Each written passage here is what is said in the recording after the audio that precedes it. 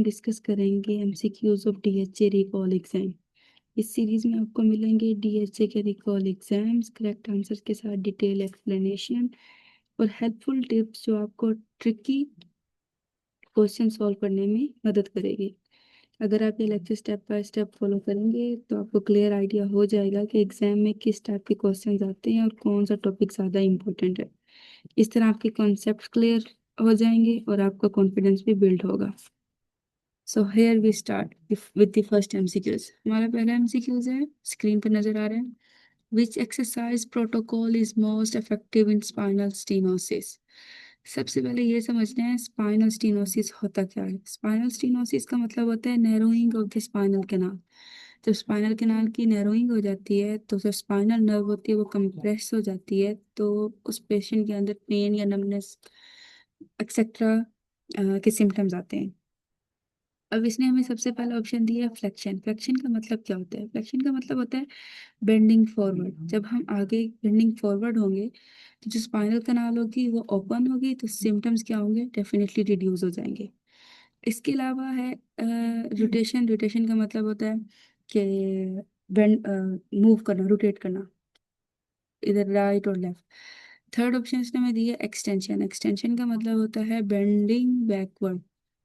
जब bending backward है तो इसका मतलब क्या होगा? जो स्पाइनल कैनाल है वो नैरोअर हो जाएगी, ठीक है, तो सिम्टम्स क्या हो जाएंगे? इंक्रीज हो जाएंगे। सो इसमें क्या होगा? जो फ्लेक्शन बेस्ड एक्सरसाइज प्रोटोकॉल होगा वो ज्यादा इफेक्टिव होगा। तो हमारे पास करेक्ट ऑप्शन क्या होगा? Option A. और ये कौन से सब्जेक्ट से लिया गया है? ये एमएसके से लिया गया है। Second question, sorry second MCQs. Which of the following grades occur against resistance during muscle testing procedure? इसमें हमारे पास क्या है? याद करने के लिए इजी फॉर्म है। एक ग्रेड के नाम 0 1 2 3 4 5। जीरो का मतलब zero, one trace, two poor, three fair, four good, five normal. अब ट्रेस का मतलब क्या होगा? टाइनी फ्लिकर होगा। पुअर है तो पैसिवली मूव करेगा ग्रेविटी के बगैर। फेयर है तो फाइट करेगा ग्रेविटी के साथ। गुड है तो हमें रेजिस्टेंस देगा, ठीक है, नॉर्मल स्ट्रेंथ के। अगर नॉर्मल है तो वो स्टॉप कर देगा, ठीक है, कुछ भी स्टॉप नहीं करेगा, नथिंग स्टॉप इट, और फिर क्या कर देगा? फुल स्ट्रेंथ देगा। तो इसमें उसने हमसे इस क्वेश्चन में ये पूछा कि कौन सा ग्रेड हमारे पास यूज होता है अगेंस्ट रेजिस्टेंस। तो इसमें कौन सा ऑप्शन करेक्ट आएगा? Option B. और इसका ये भी एमएसके से लिया गया है। Third MCQs. Which of the following is the most likely cause of the loss of consciousness following an electric shock? सबसे पहले बात आती है शॉक होता क्या है। शॉक का मतलब होता है ड्रॉप इन प्रेशर। लाइक किसी का अगर शॉक लगा तो डेफिनेटली इसका प्रेशर डाउन हो जाना है, तो ब्रेन क्या करेगा? लेस ब्लड गेट, मतलब उसके अंदर ब्लड फ्लो कम हो जाएगा, उसके पास जो ब्लड फ्लो आ रहा होगा वो कम होगा, तो पेशेंट डेफिनेटली क्या हो जाएगा? अनकॉन्शियस हो जाएगा। तो अब उसने सवाल हमसे पूछा है कि इसमें से कौन सी ऐसी कॉज है जो लॉस ऑफ कॉन्शियसनेस। शॉक की डेफिनेशन से समझ आ रही है कि ड्रॉप इन प्रेशर का मतलब लो ब्लड प्रेशर। तो इन चारों ऑप्शंस में से करेक्ट ऑप्शन क्या होगा? Low blood pressure, option D. Pain, flight, low heart rate नहीं होगा, लो ब्लड प्रेशर हमारे पास एक राइट ऑप्शन है।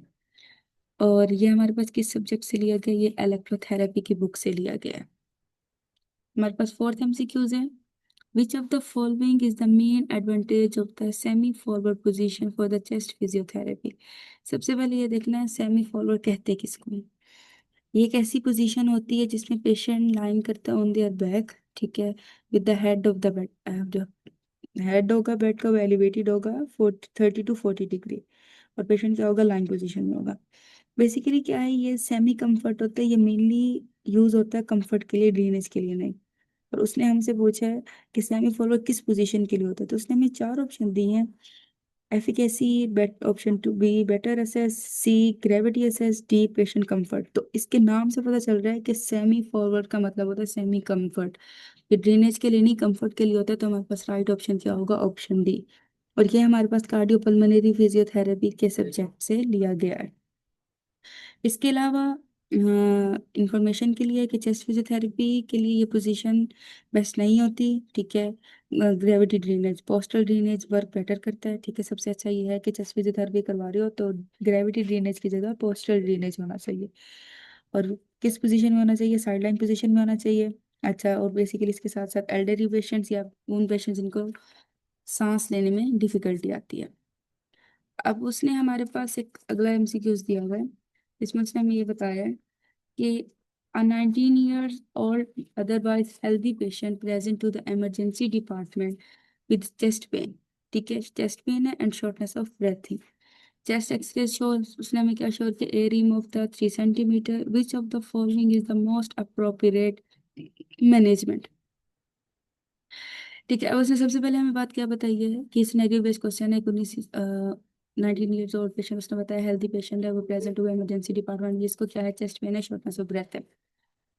सबसे पहले इसमें यह है कि प्राइमरी स्पॉन्टेनियस निमोथोरक्स पीएसपी, ये क्या होता है, ये किस में ज्यादा होता है, ये यंग टॉल और थिन लोगों में होता है, अदरवाइज इनकी एज कितनी हो, 19 ईयर्स ओल्ड। तो सबसे पहला हमारा पॉइंट क्या आ जाएगा, पीएसपी।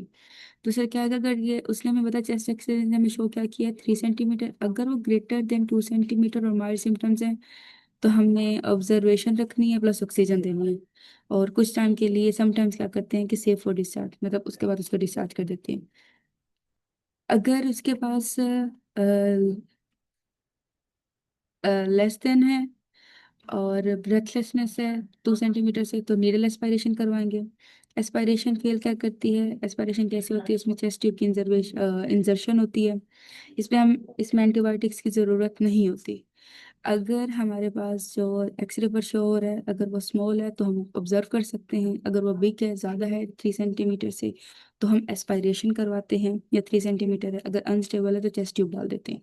तो इसमें उसने मैं ऑलरेडी बता दी कि चेस्ट एक्सरे में क्या है, 3 सेंटीमीटर है, तो इसका करेक्ट ऑप्शन इन चारों में से होगा ऑप्शन बी, एस्पायरेशन। क्योंकि ये आपको एक टिप है आपके लिए कि अगर आपके पास ऐसे एमसीक्यूज आ जाते हैं और आपके पास ऐसा नहीं है कि आप फौरन से उसको रिकॉल करिए कुछ भी इस तरह को, तो आपने माइंड में ये निमोनिक्स बना देना कि स्मॉल बिग अनस्टेबल, अगर स्मॉल है तो ऑब्जर्व होगा, 3 सेंटीमीटर से कम है तो, अगर बिग है तो एस्पायरेशन होगी, अगर अनस्टेबल है तो हम टेस्ट ट्यूब डाल देंगे।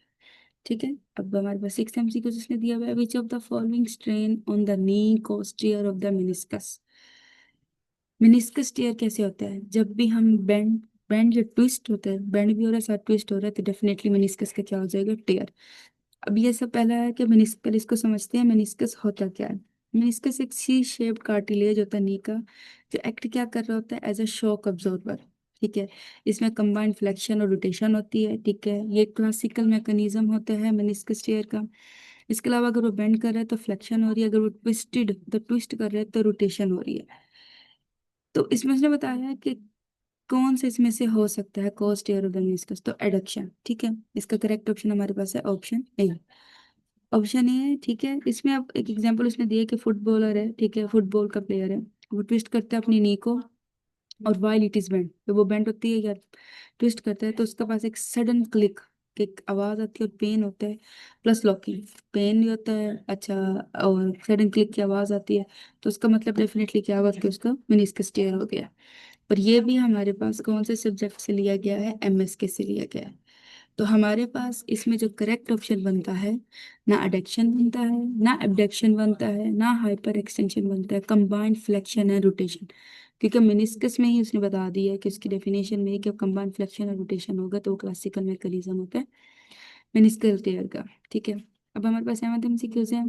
N athlete develops where pain in his thigh 48 hours after a long run, which of the following is the most likely explanation। अब उसने हमें ऑप्शन दिए हुए हैं। ऑप्शन ए उसने हमें दिया हुआ है स्प्रेन, ऑप्शन बी उसने हमें दिया हुआ है साइनोवाइटिस, ठीक है, ऑप्शन सी उसने हमें दिया हुआ है मसल क्रैम्प, और ऑप्शन डी उसने हमें दिया हुआ है डिलेड ऑनसेट मसल सोरनेस। तो इसमें कौन सा करेक्ट ऑप्शन है, इसमें करेक्ट ऑप्शन हमारे पास बनता है ऑप्शन डी। ऑप्शन डी बनता है इसके अंदर correct option, delayed onset syndrome.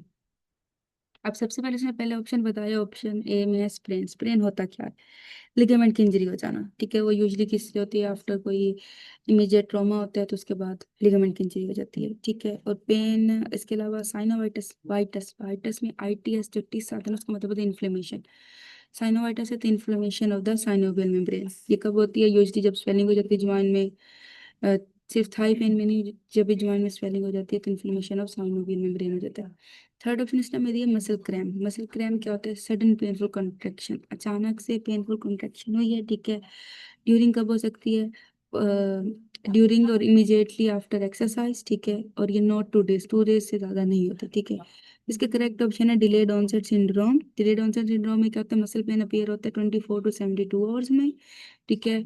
और इसके अलावा ये इंटेंस एक्सरसाइज हो सकता है, specially eccentric contraction like running कर रही है, स्क्वाट्स या लंज, स्क्वाट्स वगैरह, तो उसमें हमारे पास ये डिलेड ऑनसेट सिंड्रोम हो सकता है। तो उसने हमें ऑलरेडी टाइम बता दिया कि थाई में पेन में 48 आवर्स, तो 24 से 72 आवर्स है, तो इसका मतलब क्या हुआ, डिलेड ऑनसेट सिंड्रोम हमारे पास राइट ऑप्शन है, ठीक है। अब नेक्स्ट एमसीक्यू है हमारे पास, which of the following neurological condition is associated with orofacial dysfunction.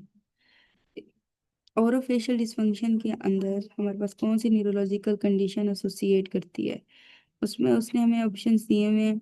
सबसे पहले बताना ओरोफेशियल डिसफंक्शन होता क्या है। ओरोफेशियल डिसफंक्शन होता है प्रॉब्लम हो जाना माउथ, फेस या जॉ के मूवमेंट्स में, लाइक स्वेलिंग में या फेशियल एक्सप्रेशंस में, तो उसको हम कहते हैं ओरल फेशियल। ओरल फेशियल से समझ आ रहा है कि फेशियल मतलब फेस, ठीक है। अब उसने हमें पहले बताया है कि इसमें पहला ऑप्शन उसने हमें दिया है पैराप्लेजिया। पैराप्लेजिया का मतलब होता है लोअर लिम्ब का अफेक्ट कर जाना, फेस का नहीं, लोअर लिम्ब का अफेक्ट कर जाना। इसके अलावा उसने हमें बताया पार्किंसोनिज्म, ये क्या होता है, इफेक्ट करती है बेसल गैंग्लिया को। जब ये इफेक्ट करेगी बेसल गैंग्लिया को तो ये क्या क्या कर सकती है, ये रिड्यूस कर देती है फेशियल एक्सप्रेशन, रोलिंग हो जाती है ड्यू टू इम्पेयर्ड स्वेलिंग, और डिफिकल्टी हो जाती है इन चूइंग एंड स्पीच। तो हमारे पास इन सब में से करेक्ट ऑप्शन होता है ऑप्शन बी, ठीक है। अब उसने थर्ड हमारे पास बताया है डायबिटिक न्यूरोपैथी, ठीक है। डायबिटिक न्यूरोपैथी क्या होती है, ये अफेक्ट करती है पेरिफेरल नर्व्स को, हाथ हैंड्स या फुट, जब मर्जी उनके पेरिफेरल नर्व्स को अफेक्ट करती है, और फेशियल मसल्स को अफेक्ट नहीं करती। तो ये ऑप्शन हमारे पास करेक्ट नहीं है, और नाम से ही पता चल रहा है कि डायबिटिक न्यूरोपैथी है। अगला उसने हमें बताया इसके स्पाइनल कॉर्ड क्लियन हो जाती है, इसमें क्या होती है कोजिस हो जाती है, लिम में या वीकनेस हो जाती है, सेंसरी लॉस हो जाता है। तो ये भी ओरोफेशियल डिसफंक्शन के साथ डायरेक्टली लिंक नहीं करती, क्योंकि इसमें क्रेनियल नर्व्स इंटैक्ट होती है। तो पैराप्लेजिया बता दिया कि क्या होता है, और डायबिटिक न्यूरोपैथी भी और स्पाइनल कॉर्ड लियम भी। तो इसमें करेक्ट ऑप्शन हमारे अकॉर्डिंग क्या बनता है, ऑप्शन बी। और ये हमारे पास किस सब्जेक्ट से लिया गया, न्यूरो के सब्जेक्ट से लिया गया। अब हमारे पास ऑप्शन 9 है, सॉरी ऑप्शन 9 कह रही है, सॉरी, एमसीक्यूज 9 है। On which of the following nerves cubitus valgus deformity causes a stretch. सबसे पहले मुझे पता नहीं क्यूबिटस वेल्गस डिफॉर्मिटी होता है क्या है। इसमें क्या होती है, फोर आर्म डेविएट्स कर देता है, डेविएट्स हो जाते हैं अवे फ्रॉम द बॉडी, ठीक है। अब उसने हमें ऑप्शंस दिए हुए हैं अल्नर, रेडियल या मीडियन या पेरोनियल, ठीक है। अब सबसे पहले ये बताना है कि हमने क्यूबिटस वल्गस डिफॉर्मिटी, तो उसने बता दी, मैंने बता दिया कि होती क्या है, ठीक है। इसमें क्या होता है, फोर आर्म डेविएट्स हो जाते हैं बॉडी के अंदर। ये डिफॉर्मिटी कॉमनली अकर करते हैं नॉन यूनियन या lateral condyle fracture of humerus, मतलब बचपन ही में, चाइल्डहुड में lateral condyle fracture of the humerus के साथ अ, अकर होती है, वहां अकर होती है, ठीक है। इसके अलावा अब इसमें अगर वो बता रहा है कि एल्बो डेविएट्स होती है, तो डेफिनेटली कौन सी नर्व इन्वॉल्व होगी, अल्नर नर्व इन्वॉल्व होगी। तो इसका करेक्ट ऑप्शन हमारे पास होगा ऑप्शन ए। बाकी आगे रेडियल नर्व का करती है, रन अलोंग करती है स्पाइरल ग्रुप ऑफ ह्यूमरस के साथ, इसमें स्ट्रेच नहीं हो सकता। और मीडियन नर्व जो होती है ये रन अंटीरियरली करती है, ये अफेक्ट नहीं करती बल्कि इस डिफॉर्मिटी को। जो पेरोनियल नर्व होती है वो लेग के अंदर होती है, तो वो रिलेट नहीं करती एल्बो के साथ, ठीक है। तो इसमें हमारे पास करेक्ट ऑप्शन उसने कहा कि जो कॉज करती है स्ट्रेस को, तो वो कौन सी नर्व करती है, अल्नर नर्व करती है। अगला एमसीक्यू उसने हमें दिया हुआ है, विच plan of care is typically recommended during the chronic stage of injury, ठीक है। अब पहले मैं बताती हूँ स्टेजेस ऑफ इंजरी रिहेबिलिटेशन कौन कौन सी स्टेजेस होती हैं, एक्यूट, सब एक्यूट या क्रॉनिक। एक्यूट क्या होती है, एक्यूट हमारे पास इन्फ्लेमेटरी स्टेज होती है 0 to 72 आवर्स, ठीक है। इसके अलावा जो हमारे पास सब एक्यूट होती है उसका टाइम ड्यूरेशन क्या होता है, फ्यू डेज से 6 वीक्स, ये रिपेयर स्टेज होती है। और जो क्रॉनिक होती है इसको रिमॉडलिंग स्टेज भी कहते हैं, ये 6 वीक से ऑनवर्ड होती है। जो एक्यूट होती है उसका गोल क्या होता है, कंट्रोल करना पेन को, स्वेलिंग को या स्पैज्म को, ठीक है। तो इसमें अगर एक्यूट का देखा जाए तो इसमें ऑप्शन कौन सा बन रहा है, कंट्रोल करिए पेन, स्वेलिंग और स्पैज्म को, तो ऑप्शन सी। सब एक्यूट का काम ये होता है कि वो प्रमोट करती है हीलिंग और रिस्टोर कर देती है रेंज ऑफ मोशन को, ठीक है। तो प्रमोट हीलिंग को कर रही है, तो इसका ऑप्शन क्या बनता है? डी। ना एक्यूट हुई ना सब एक्यूट हुई। अब हमारे पास रह गए दो option, option A and option B. अब क्रोनिक इसका गोल क्या है? ये इंप्रूव करती है स्ट्रेंथ को, इंड्योरेंस को, कोऑर्डिनेशंस को, या फंक्शनल एक्टिविटीज को। तो फंक्शनल एक्टिविटीज के साथ ही हमें याद रखना पड़ेगा कि ऑप्शन बी जो है वो हमारे पास करेक्ट ऑप्शन है, प्रोग्रेस फंक्शनल एक्टिविटीज। ठीक है, ये जो है हमारे पास, ये एमसीक्यू हमारे पास एमएसके से लिया गया है। ठीक है, तो वो मैं साथ साथ आपको बुक्स बताती आ रही हूँ कि कौन सा किस टॉपिक से लिया, कौन सी बुक से लिया गया है। तो इसका करेक्ट ऑप्शन हो गया ऑप्शन बी। अब आ गया 11। A 44-year-old man with a trauma at the spinal cord involving L3 and L4 segmental level, which of the following muscles are attached? ठीक है, अब उसने बताया सिनेरियो बेस्ड एमसीक्यूज है कि कोई 44 ईयर्स ओल्ड मैन है, उसके साथ ट्रॉमा हुआ स्पाइनल कॉर्ड, इन कॉर्ड के उसको इन्वॉल्व क्या कर रहा है? L3 L4 segmental level. तो कौन से मसल्स अटैच्ड होंगे? T7 से T12 एब्डोमिनल मसल्स होते हैं। एब्डोमिनल मसल ऑप्शन है, तो हमारे पास ऑप्शन नहीं बनता। L2 से, अब उसने बोला L2 to L3 तो हिप फ्लेक्सर्स होते हैं, इलियोसॉस। ठीक है, तो हिप फ्लेक्सर्स में ऑप्शन क्या आ गया? Option B. ठीक है, ये भी नहीं हो सकता। उसने हमें L3 L4 पर पूछा। L3 और L4 पर नी एक्सटेंसर्स होते हैं इन्वॉल्व। ठीक है, जिसमें क्वाड्रिसेप्स, रेक्टस फीमोरस और वेस्टिस ग्रुप आ जाता है। तो L3 L4 पर नी एक्सटेंसर उसने मैंने बोल दिया ऑलरेडी। तो हमारे पास कौन सा इन्वॉल्व हो जाएगा? ऑप्शन सी, कि जो मसल्स हमारे पास अटैच होती हैं L3 L4 पर वो है नी एक्सटेंसर। ये निमोनिक्स आप अपनी नोटबुक्स पर या कहीं पे लिख सकते हो कि आपको इस तरह के एमसीक्यूज रिकॉल करने में आसानी होगी। और L4 और L5 पर आपके पास एंकल की डोर्सिफ्लेक्शन होती है। ठीक है, तो और ये जो एमसीक्यूज है ये हमारे पास न्यूरोलॉजिकल फिजियोथेरेपी से लिया गया है। अब हमारे पास है एमसीक्यूज नंबर 12, जिसमें हमें इसने सवाल है क्या cerebral embolism can cause serious cerebrovascular accidents, which of the following is the main site of origin for the cerebral emboli? ठीक है, सबसे पहले ये देखना है कि सेरिब्रल एम्बोलिज्म क्या होता है। जब भी कोई ब्लड क्लॉट बनता है वो ट्रेवल कर जाता है ब्रेन की तरफ और ब्लॉक्स कर देता है आर्टरी को, तो ये कॉज क्या करते हैं? Ischaemic stroke. तो सेरेब्रल एम्बोलिज्म बेसिकली क्या है? एक ब्लड क्लॉट का बनना और वो ट्रैवल कर जाना ब्रेन की तरफ और ब्लॉक कर देना आर्टरी को, और कॉजेज क्या कर देता है? इस्कीमिक स्ट्रोक को। तो इसको हम सेरेब्रल एम्बोलिज्म कहते हैं। इसके मेन कॉमन सोर्स क्या है? Heart. Heart specially in patients, किन पेशेंट्स में हो सकता है? जिनके अंदर एट्रियल फिब्रिलेशन हो सकती है, पोस्ट मायोकार्डियल इन्फाक्शन हो सकती है, या वेल्वुलर हार्ट डिजीज और प्रोस्थेटिक वॉल्व हो सकती है। ठीक है, इस्लाम के अंदर हमें ऑलरेडी समझ आ गया हार्ट, कि उसने बता दिया कि सबसे ज्यादा कॉमन किस सोर्स किस पेशेंट में? हार्ट में। तो हमें पता चल जाएगा कि डेफिनेशन से ही कि इसका करेक्ट ऑप्शन ऑप्शन बी है। ठीक है, जो ऑप्शन ए है लंग्स, उसको भी मैं एक्सप्लेन कर देती हूँ। उसमें क्या होता है? एम्बोलाई होता तो है, पर ये कोज क्या करते हैं? पल्मोनरी एम्बोलिज्म को करते हैं, और नॉट स्ट्रोक। ठीक है, स्ट्रोक को नहीं करता, पल्मोनरी एम्बोलिज्म को करते हैं। ये ऑप्शन नहीं हो सकता। ऑप्शन सी है हमारे पास सुपरफिशियल लेग वेन्स, ये कोज क्या करती है? Deep vein thrombosis. इसमें भी पल्मोनरी एम्बोलिज्म होती है, बट क्लॉट जो होता है ना वो रीच नहीं करता ब्रेन तक। तो ऑप्शन ये भी करेक्ट नहीं है। ऑप्शन डी उसने में दिया हुआ है cervical lymphatic system. Cervical lymphatic system में क्या होता है? ये ब्लड क्लॉट फॉर्म नहीं करती, तो ये भी रिलेट नहीं करती। तो उसने पहले बता दिया है कि सबसे ज्यादा मेन कॉमन सोर्सेज का क्या है? तो हार्ट। तो इसका करेक्ट ऑप्शन होगा ऑप्शन बी। और ये हमारे पास भी न्यूरोलॉजी से लिया गया है। ठीक है, न्यूरोलॉजी की बुक से। अब हमारे पास एमसीक्यू नंबर 13 है, which of the following types of stretching is associated with repeated movements and momentum to gain a desired range of motion. ठीक है, अब इसमें हमें उसने बताया है, ऑप्शंस दिए हुए हैं। पहले मैं बताती हूँ स्टैटिक स्ट्रेचिंग क्या होती है। Holding a muscle, stretch position में होल्ड करना है मसल को फॉर अ पीरियड, उसमें नो मूवमेंट, कोई ना मूवमेंट होगी ना कोई बाउंस होगा। ठीक है, ये होती है हमारे पास स्टैटिक स्ट्रेचिंग। डायनेमिक स्ट्रेचिंग क्या करती है? कंट्रोल करती है, स्मूथ होती है, सपोर्ट करती है स्पेसिफिक मूवमेंट्स को, लाइक एज लेग के स्विंग्स या आर्म सर्कल्स, और इसमें भी कोई बाउंसिंग नहीं होती। स्टैटिक में नो मूवमेंट नो बाउंस। जो डायनामिक है उसमें सिर्फ बाउंसिंग, उसमें बाउंसिंग नहीं होती, बट वो मूवमेंट्स को कंट्रोल करते हैं। जो ब्लेस्टिक स्ट्रेचिंग है ये भी मोमेंटम बाउंसिंग को यूज करती है, रिपीटेड मूवमेंट्स करती है to push the muscles beyond their normal position. ठीक है, मोर नॉर्मल रेंज में लाने के लिए ये मोमेंटम को, बाउंसिंग को और मूवमेंट्स को बार बार रिपीट करती है। अच्छा, लाइक एज एग्जांपल है repeatedly bouncing to touch your toes, के बार बार अपने टोस्ट को हाथ लगाना, ठीक है। और थेरेपेटिक स्ट्रेचिंग कहती है, जनरल टर्म होती है जो रेफर्स क्या करती है, स्ट्रेचिंग हम यूज करते हैं रिहेबिलिटेशन सेंटर में। अब उसने हमें नाम में बता दिया था, सॉरी एमसीक्यू उसके, एमके वो वाली मोशन वो वाला बताना है जिसमें मूवमेंट्स और मोमेंटम आए। तो इन दिनों में से जो मैंने बताया तो बैलिस्टिक वो मूवमेंट है जिसके अंदर स्ट्रेचिंग है, जिसके अंदर मोमेंटम और मूवमेंट्स दोनों आ रहे होते हैं, किस लिए यूज हो रहे होते हैं, रेंज ऑफ मोशन को गेन करने के लिए। तो इसका करेक्ट ऑप्शन है ऑप्शन बी, और ये हमारे पास एक्सरसाइज फिजियोलॉजी के बुक से लिया गया है। अब है MCQs number 14।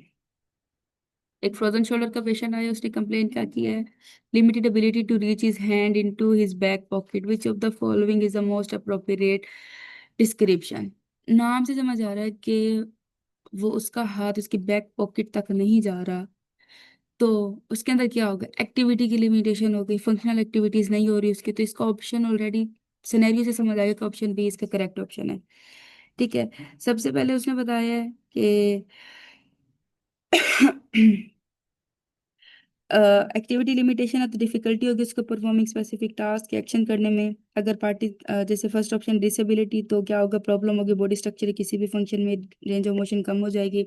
Active limitation definitely वही प्लस पॉइंट है कि हमें पता चल गया है सिनेरियो से कि इसका करेक्ट आंसर यही है, जिसमें यह है कि फंक्शनल डिसेबिलिटी मतलब फंक्शन उसको डिफिकल्टी हो रही है स्पेसिफिक टास्क परफॉर्म करने में, like as reaching into the book, reaching into the back pocket, या कॉमिंग हेयर या ड्रेसिंग वगैरह में। इसके अलावा उसने हमें ये बताया पार्टिसिपेशन रिस्ट्रिक्शन क्या होता है, डिफिकल्टी हो जाती है इन इन्वॉल्वमेंट इन लाइफ लॉस, मतलब उसके सोशल सिचुएशन जितनी भी है ना, तो उसको डिफिकल्टी हो सकते हैं कि वो अनएबल होता है वर्क एज अ टेलर या एज अ प्लेयर वो तो खेल सके। तो इसका उसने हमें करेक्ट ऑप्शन ऑलरेडी बता दिया है, वो है ऑप्शन बी, एक्टिविटी लिमिटेशंस हो जाना। अब हमारे पास अगला एमसीक्यूज है, which of the following is the most appropriate term to describe the prevention with early diagnosis and reduction in the severity of the existing disease. Primary prevention क्या होती है, prevent करना, प्राइमरी पी से है तो prevent, prevent करना disease को before it occurs, like vaccination करवा देना, हेल्थ एजुकेशन एक्सरसाइज करवा देना, क्या हो डिजीज होने से पहले उसकी प्रिवेंशन करें। सेकेंडरी प्रिवेंशन क्या होती है, अर्ली डायग्नोसिस, उसके ट्रीटमेंट को स्टॉप कर देना, डिजीज की प्रोग्रेशन करना, रिड्यूस कर देना सेवेरिटी को, लाइक एज एग्जांपल में स्क्रीनिंग टेस्ट आ सकता है, अर्ली डिटेक्शन ऑफ हाइपरटेंशन आ सकता है, या mammography for the breast cancer आ सकता है। अब उसने बताया कि अर्ली डायग्नोसिस करना, तो अर्ली डायग्नोसिस क्वेश्चन के अंदर उसने एक वर्ड प्रोमिनेंट कर दिया विद अर्ली डायग्नोसिस, तो करेक्ट ऑप्शन क्या होगा, सेकेंडरी प्रिवेंशन। टर्शियरी प्रिवेंशन में बता देती हूँ, इसका मतलब होता है रिहेबिलिटेशन और रिड्यूसिंग डिसेबिलिटी आफ्टर डिजीज, ठीक है, डिजीज के बाद या मतलब डिजीज के बाद या रिहेबिलिटेशन के बाद उस डिसेबिलिटी को एस्टेब्लिश करना, लाइक एज एग्जांपल जैसे फिजियोथेरेपी आफ्टर स्ट्रोक, हम फिजियोथेरेपी से तो हमारे लिए परफेक्ट एग्जांपल है फिजियोथेरेपी आफ्टर स्ट्रोक। इसके अलावा प्रिमेटिव प्रिवेंशन क्या होती है, ये ओल्ड टर्म है, किसके लिए यूज होती है, हेल्थ प्रमोशन के लिए। तो उसने डायग्नोसिस में बता दिया है कि डायग्नोसिस है रिड्यूस करनी है सिवियरिटी एग्जिस्टिंग, तो करेक्ट आंसर हमारे पास क्या है, सेकेंडरी प्रिवेंशन।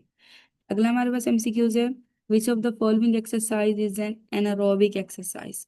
एनारोबिक एक्सरसाइज क्या होती है, पहले तो ये देखते हैं। एनारोबिक का मतलब होता है शॉर्ट हाई इंटेंसिटी एक्टिविटी जहाँ मसल वर्क करते हैं विदाउट इनफ ऑक्सीजन, जहाँ इनफ ऑक्सीजन की सप्लाई भी नहीं होती, वहाँ मसल वर्क कर रहे होते हैं।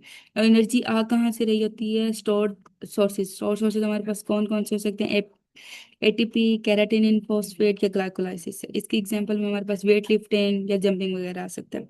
इसके अलावा जो एरोबिक एक्सरसाइज होती है ये लॉन्गर होती है, मॉडरेट एक्टिविटी होती है, यूजिंग क्या कर रही होती है ऑक्सीजन को, उसमें था कि वो विदाउट ऑक्सीजन कर यूज हो रहा है, इसमें क्या ऑक्सीजन यूज हो रही होती है। इसके एग्जांपल में आती है जॉगिंग, साइकिलिंग या ट्रेडमिल। तो जो हमें ऑप्शंस दिए हुए हैं, पुल अप्स और pushups, option A and B, इसमें क्या होते हैं, मसल की इंड्योरेंस या स्ट्रेंथ। तो ये डेफिनेटली पार्शियली एनारोबिक हो सकता, कैन बी पार्शियली एनारोबिक हो सकता है अगर इसको हम हाई इंटेंसिटी पर करें।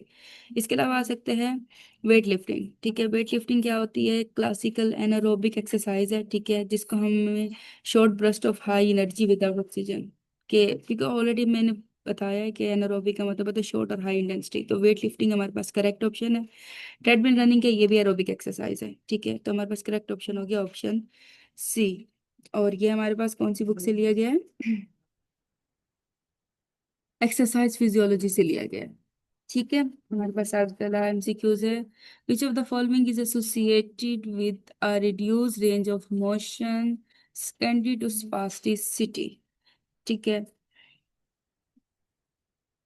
अब हमने सबसे पहले इसमें ये बताना है, एक तो ये न्यूरोलॉजी की बुक से लिया गया है। ठीक है, अब उसने हमसे पूछा है which of the following associated with range. ठीक है, अब पहला ऑप्शन है हमारे पास प्री आर्टिकुले प्री आर्टिकुलर कॉन्ट्रैक्चर। इसका मतलब क्या होता है? स्टिफनेस हो जाना ड्यू टू किसकी वजह से? ज्वाइंट कैप्सूल या लिगामेंट की वजह से। इसकी एग्जांपल में आता है फ्रोजन शोल्डर। अगला ऑप्शन हमें उसने दिया फाइब्रोटिक कॉन्ट्रैक्चर। फाइब्रोटिक कॉन्ट्रैक्चर क्या होता है? जो फाइब्रोटिक मतलब से समझ आएगा, फाइब्रोस टिश्यूज जो होते हैं वो रिप्लेस हो जाते हैं नॉर्मल मसल्स के साथ।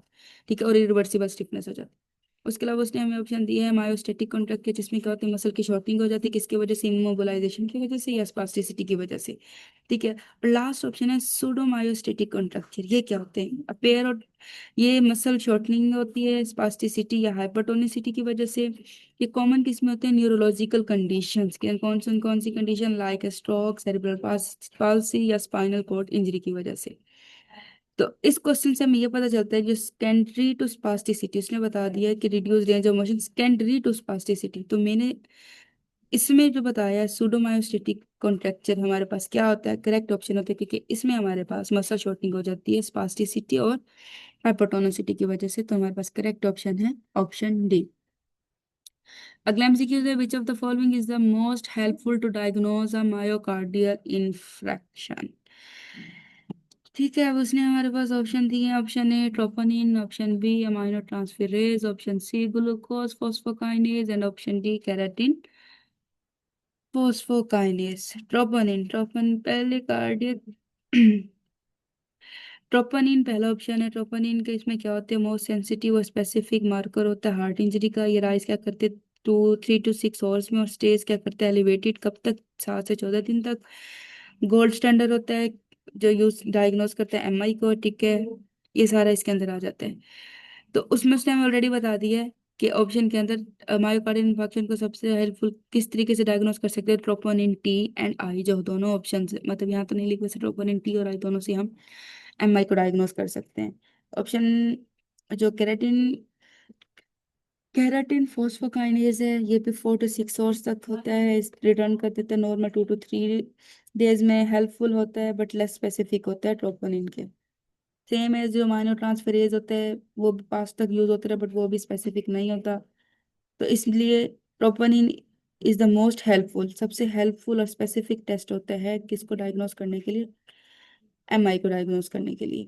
ठीक है, और ये हमारे पास किस बुक से लिया गया है? कार्डियोपल्मोनरी फिजियोथेरेपी से। ठीक है, अब एमसीक्यू 19 है। Which of the following is the most likely cause of difficult expiration in chronic obstructive airway disease, COPD. ठीक है, क्रोनिक ऑब्स्ट्रक्टिव डिजीज क्या होता है? इसमें क्रोनिक ब्रोंकाइटिस प्लस एम्फाइजीमा की कम्बिनेशन को हम सीओपीडी कहते हैं। ठीक है, ये मेन प्रॉब्लम होती है एयर फ्लो ऑब्स्ट्रक्शन की। ठीक है, और एक्सपायरेशन इसमें डिफिकल्ट क्यों होती है? क्योंकि एयरवेज जो होते हैं वो नैरोअर हो जाते हैं।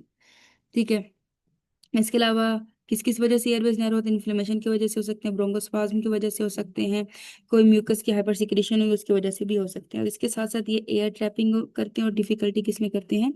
Pushing air out. ठीक है, तो इसमें हमारे पास सबसे करेक्ट ऑप्शन जिसमें हुआ है ना वो रिड्यूस एयरवे डायमीटर। उसने बता दिया ना कि एयरवे बिकम नैरोअर, तो डेफिनेटली नैरोअर है, तो एयरवे रिड्यूस क्या कर देते हैं? Airway diameter. तो ऑप्शन सी हमारे पास करेक्ट ऑप्शन है। रिड्यूस लंग्स इलास्टिसिटी, ये एम्फाइजीमा में होती है बट ये डायरेक्ट कॉज नहीं होता डिफिकल्ट एक्सपायरेशन का। इसके अलावा रैपिड ब्रीथिंग जो है तो ये भी रिजल्ट है बट ये कॉज नहीं है। अगर एक्सपायरेटरी मसल फटीग है तो ये भी हैपन होता है स्वे डिजीज में but not the primary cause. So the most likely cause हमारे पास क्या है? Reduced airway diameter, option C. अगला एमसीक्यू का which of the following is the main rehabilitation goal for medial collateral ligament in the minimum protection phase. ठीक है, इसकी 3 phases होती हैं। मैक्सिमम प्रोटेक्शन फेज जिसको हम एक्यूट फेज कहते हैं, मॉडरेट प्रोटेक्शन फेज जिसको हम सब एक्यूट फेज कहते हैं, और मिनिमम प्रोटेक्शन फेज जिसको हम क्रोनिक स्टेज कहते हैं। इसमें जो एक्यूट स्टेज है उसके गोल्स क्या हैं? प्रोटेक्ट करती है लिगामेंट को, कंट्रोल करती है पेन और स्वेलिंग को, और हमारे रेंज ऑफ मोशन को मेंटेन रखती है। और इसमें उसने हमें ऑलरेडी बताया है कि हमारा जो मेन गोल है वो क्या है?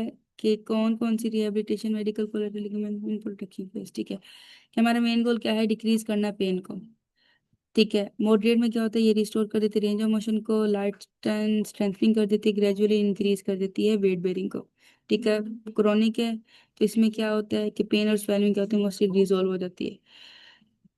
तो गोल्स इसके क्या क्या है, ये नॉर्मलाइज करती है गेट को, इम्प्रूव करती है हमारी फंक्शनल मोबिलिटी को, प्रोग्रेस किसमें करती है, स्ट्रेंथनिंग वगैरह में। तो सबसे परफेक्ट इसमें बेस्ट आंसर क्या है, नॉर्मलाइज गेट, ठीक है। क्योंकि ऑप्शन सी में रेंज ऑफ मोशन है और ऑप्शन डी जो है वो इम्पोर्टेंट है बट एम्फेसाइज, मतलब उसको वो मॉडरेट फेज में आता है। तो पहला ऑप्शन हमारे एक्यूट में चला गया था, तो ऑप्शन बी जो है वो हमारे पास नॉर्मलाइज गेट, ये हमारे पास ऑप्शन है जो मिनिमम प्रोटेक्शन फेज में यूज हो रहा होता है, ठीक है। कि मिनिमम प्रोटेक्शन फेज के अंदर मेडिकल कोलेटरल लिगामेंट के अंदर। और ये जो MCQ 20 है ये भी हमारे पास MSK की बुक से लिया गया है। MCQs number 21, which of the following body mass index values is considered overweight, ठीक है। सबसे पहले WHO BMI क्लासिफिकेशन से 18.5 से 24.9 होगा तो नॉर्मल वेट है, 18.5 से कम होगा तो अंडर वेट है, 25 से 29.9 होगा तो ओवर वेट है, अगर ग्रेटर देन 30 होगा तो ओबीज है, ठीक है। फर्दर इसकी क्लासिफिकेशन है, तो उसने हमसे पूछा कि कौन सा है जो ओवरवेट है, तो 25 से 29, ये हमारे पास ऑप्शन सी जो है वो हमारे पास ओवरवेट है, ठीक है। क्योंकि 30 to 34 ये ओबीज आ जाते हैं, 19 18 to 20 अंडरवेट आ जाते हैं, और 21 से 24 ये हमारे पास नॉर्मल वेट आ जाते हैं। अगला उसने हमें, ये हमारे पास कहाँ से लिए गए, ये कम्युनिटी मेडिसिन से लिया गया, ठीक है। MCQ नंबर 22 क्या है, which of the following is the main aim of rehabilitation after patellofemoral dislocation. Patellofemoral dislocation क्या होती है, पेटेला स्लिप ऑफ कर जाता है अपने ग्रूव से, यूजली लेटरली साइड पर जब वो स्लिप ऑफ कर जाता है ग्रूव से तो उसका पेटेलोफिमोरल डिसलोकेशन कहते हैं। जब पहले फर्स्ट डिसलोकेशन होती है तो इसका बिगेस्ट डिस क्या होता है, एथलीट्स के अंदर, यंग एथलीट्स के अंदर होता है, ठीक है। इसके रिहेबिलिटेशन गोल्स में क्या आता है, एक्यूट फेज में ये वो सेम वही काम करता है, कंट्रोल करते हैं पेन और स्वेलिंग को, सब एक्यूट में रिस्टोर कर देते हैं रेंज ऑफ मोशन को, और मेन फेज में क्या करते हैं, स्ट्रेंथन करते हैं हमारे क्वाड्रिसेप मसल्स को, और इसके अलावा हमारे बायोमैकेनिक्स और बैलेंस ट्रेनिंग को करेक्ट करते हैं। तो इसका अल्टीमेट गोल क्या कर होता है, प्रिवेंट करना रिकरेंस ऑफ द डिसलोकेशन को, ठीक है। जो ऑप्शन ए है एरोबिक्स, और option B stretching, and option C strengthening, ये सारे पार्ट्स हैं रिहेबिलिटेशन के, ठीक है। तो reduce the chance of recurrence, ये हमारे पास करेक्ट ऑप्शन है इसका, कि कौन सा मेन एम है रिहेबिलिटेशन को, जो पेटेलो फेमोरल की डिसलोकेशन करवाता है। तो option D is the correct option, ये भी हमारे पास MSK की बुक से लिया गया है। अगला हमारे पास है acute bronchitis is characterised by which of the following. Acute bronchitis कहता है, ब्रोंकाइटिस है तो ITIS का मतलब इन्फ्लेमेशन, सडन इन्फ्लेमेशन हो जाना ब्रोंकियल ट्यूब्यूल्स की, ठीक है, किसी वायरल इन्फेक्शन की वजह से या बैक्टीरिया की वजह से। इसमें क्या होता है, प्रोडक्टिव कफ होती है या स्पुटम होता है, ठीक है।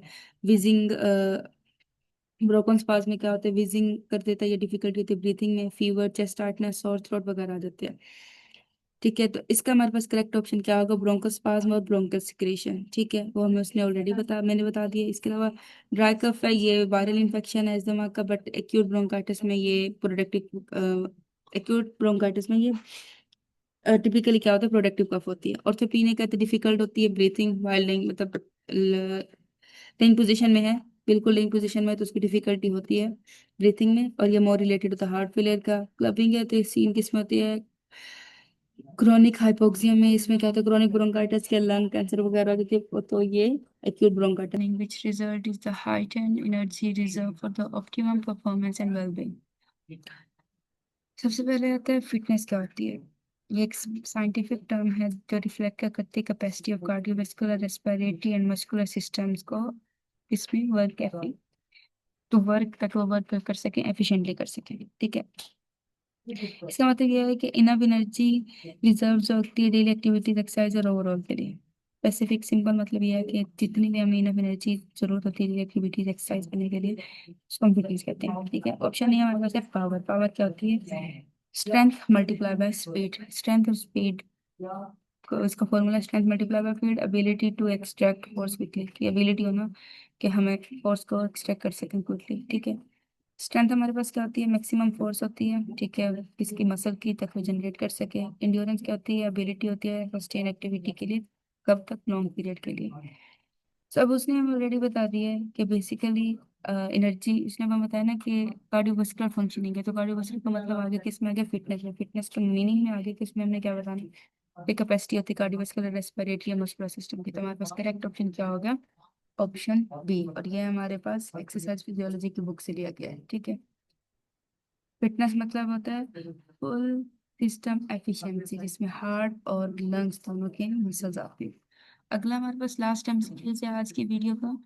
A 72-year-old woman complains of axial skeletal pain. Her T-score on the DEXA scale क्या है? Scale क्या है? 3.5 minus 3.5. Which of the following is the most appropriate box scale if perceived exertion for the trunk exercise in osteoporosis management? ठीक है, अगर osteoporosis का score 2.5 है, greater than, तो फ्रेजाइल बोन होती है और हाई फ्रैक्चर के रिस्क पर होती है।